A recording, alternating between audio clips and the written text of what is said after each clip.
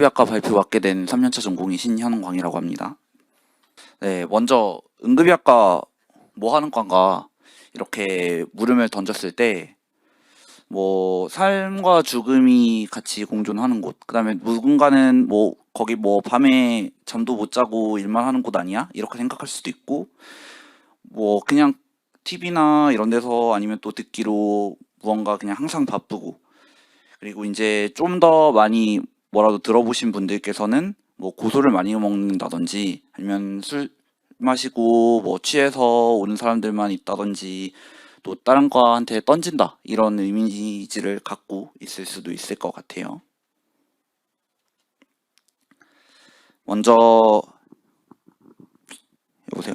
먼저 항상 응급의학과에서 여러분이 들어오게 되면 혼자 무언가를 결정하진 않아요.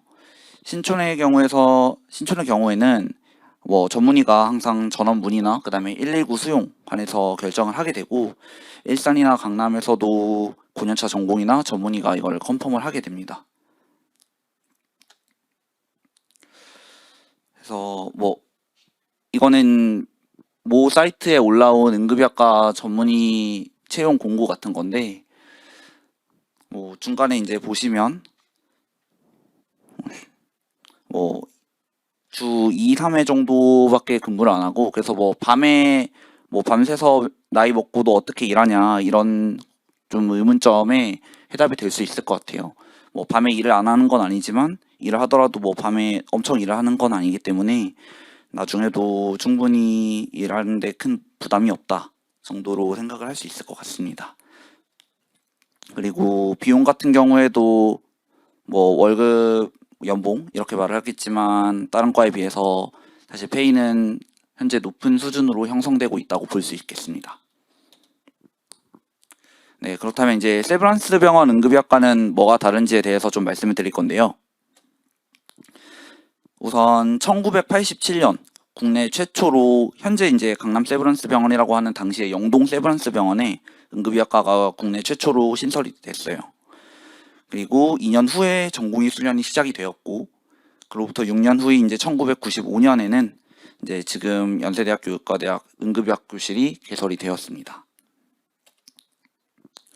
그래서 일단 응급의학과라고 하면 이제 급성 질환이나 아니면 이제 신체 손상, 그다음에 이제 재해나 이런 재난 상황에서의 응급 진료를 담당하는 과가 되겠고, 아무래도 모든 임상 분야에 걸쳐서 진료 영역이 굉장히 넓어요. 다루는 질환이나 이런 것도 굉장히 광범위하고, 그리고 다른 과에서는 이제 보통 진단이 내려진 환자를 어떻게 치료하고 이런 거에 대해서 좀 방점을 맞춘다면, 저희는 이제 이 환자가 이제 처음 왔을 때 환자를 보고 어떤 질병일지를 추론하는 과정, 즉 뭐 질환이 답이 있는 거를 하는 게 아니고 어떤 답일지를 이렇게 추론하는 과정, 이렇게 그런 점에서 좀 환자에 대한 접근법이 좀 다르다고 할 수 있겠습니다.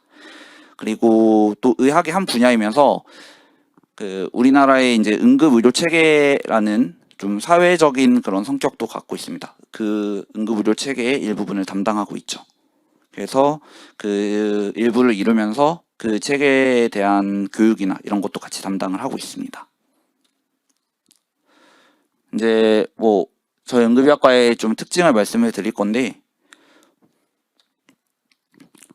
1번 일단 확실한 온오프가 있어요. 이제 모든 응급의학과에서 항상 가장 크게 내세우는 거긴 한데, 다른 과와 다르게 일단 뭐 집에만 가면 그 다음에는 내 환자라는 개념이 크게 없기 때문에 뭐 본인이 하고 싶은 거를 뭐 자유시간이나 이제 여가를 즐기거나 자기 개발을 하거나 이런 것들이 되게 크게 잘 가능합니다.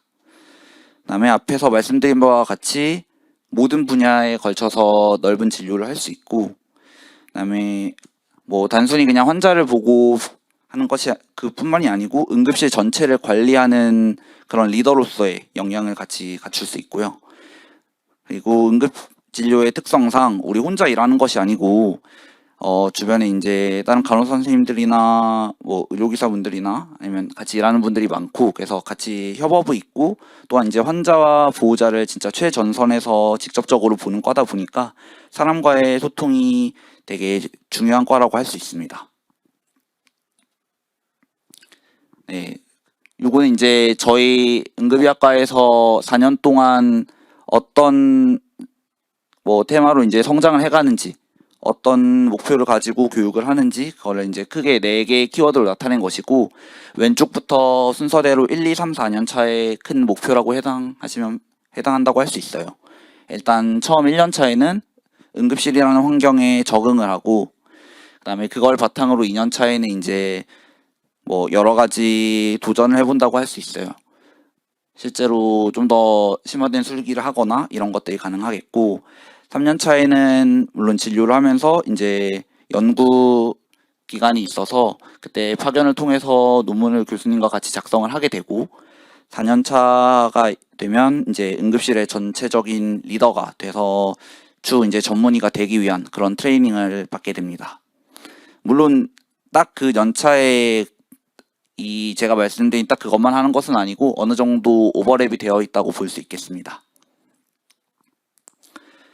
좀 많이들 궁금해하실 만한 부분인데, 수련 후의 진로가 요거 이제 2019년도 통계이긴 한데, 대부분은 이제 대학병원이나 아니면 페이닥터로 일하는 경우가 많고, 여기 그래프에서의 봉직이 주황색에 해당되고요.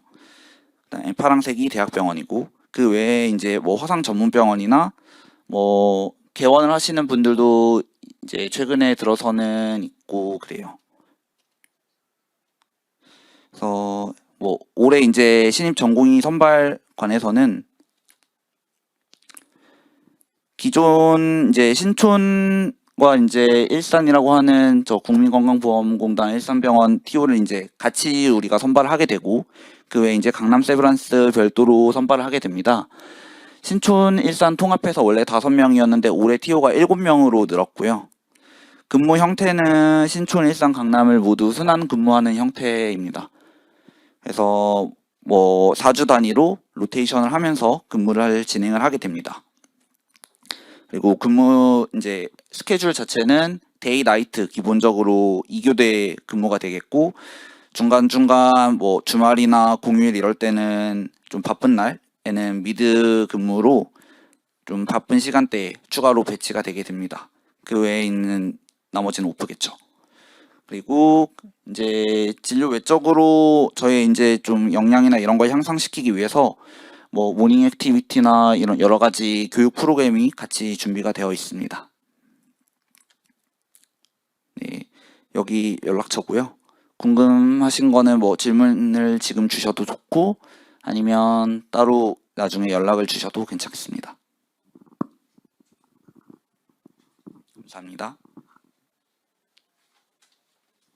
요거는 마지막으로 이제 저희 모습을 담긴 그런 자료들인데, 그 오른쪽에는 이제 처음에 심폐소생술 교육을 하는 그런 모습이고, 왼쪽에는 이제 저희 근무할 때인데, 저 위에 숫자들이 그 연차를 해당해요.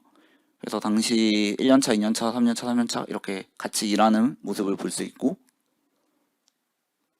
이건 뭐 힘들어서 가끔 뭐 이러기도 하고,